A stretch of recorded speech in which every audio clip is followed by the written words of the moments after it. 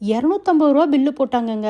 நான் சாப்பிட்ட ஹோட்டல்ல இந்த மசாலா பணியாரத்துக்கு. அதுவும் வெறும் 10 பணியாரத்துக்கு. ஆனா டேஸ்ட் தெறிக்க விட்டுருச்சுங்க. அவ்வளோ சூப்பரா இருந்துச்சு. இந்த பணியாரத்துல அப்படி என்னதான் கலந்துருக்காங்கன்னு அதை கண்டுபிடிச்சு இன்னைக்கு உங்களோட ஷேர் பண்றேன்.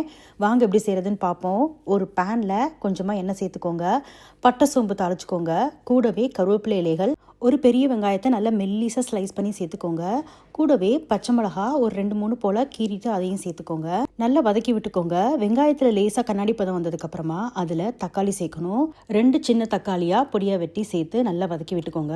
தக்காளி நல்லா குழைவா வதங்கினதுக்கு அப்புறமா அதுல பொடிகள் சேர்க்கணும்.